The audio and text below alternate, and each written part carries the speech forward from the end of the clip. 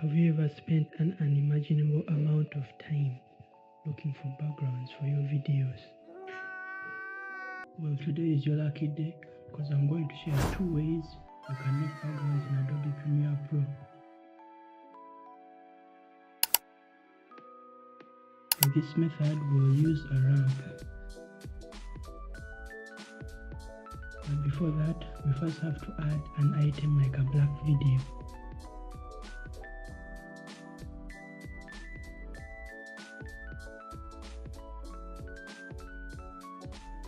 Use the search bar in the Effects tab, double click or drag and drop the effect onto the item. Now here are some things to know about the ramp effect. The start of the ramp, this is the upper region of the effect. The end of the ramp, this is the lower region of the effect. And the ramp shape, the shape being presented as you use the effect. These are the main parts of the effect you'll be using, so play around with each of these controls to see what they do.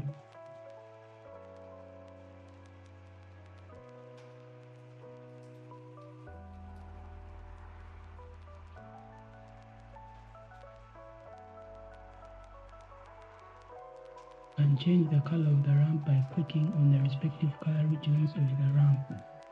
Sorry for saying ramp too many times.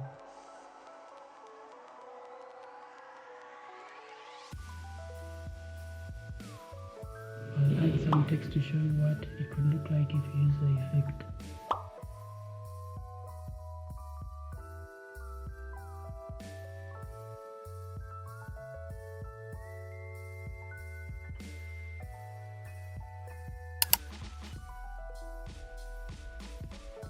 First, we need to create a color matte.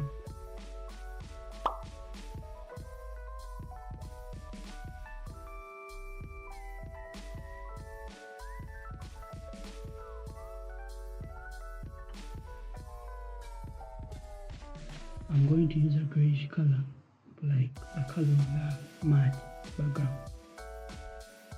Drag it into the timeline and duplicate it by pressing Alt on the keyboard and dragging the duplicate color matte above. If you don't duplicate the color matte, it will show the grid on the first matte you created and it will turn black, something like that. You test it and you'll see. Now search for the grid effect. Here are some things to know about the grid effect. The anchor and the corner controls. These are used to morph the grid. And they are used to morph, you'll see. The border for changing the size of the grid. The color control for changing the color of the grid lines. The opacity and blending controls for playing around with the transparency and how you see the effect. Also here you have to play around with the effect to fit the look you want to achieve and see what works for you.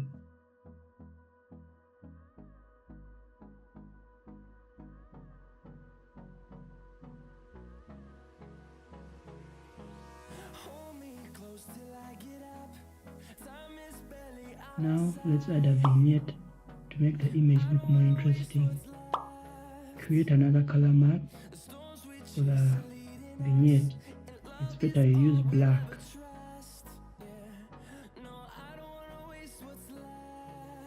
Drag it onto the timeline. Now we're going to have to make a mask with the black color matte. So you know how to make a mask, don't you?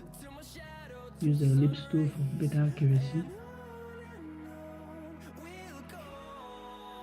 When you are done making the mask, we're going to invert it so that, we're going to invert it. Adjust the feather and the size of the mask.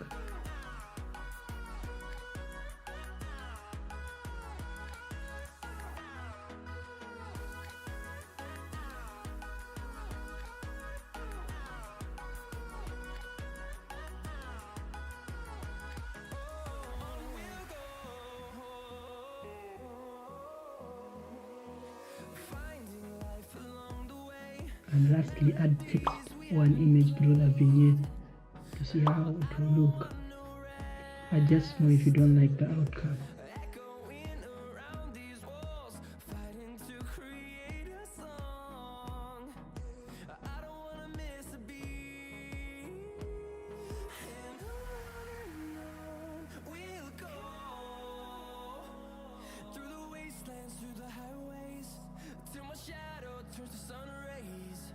So thank you for watching my video. Sorry that if the audio is bad or you hear stuff in the background, I don't record in a specific room. Better audio quality will come someday if I get a mic or something. But for now, just to relieve small inconvenience, as long as you get what to do now, make nice background and stuff. Okay, thanks for watching.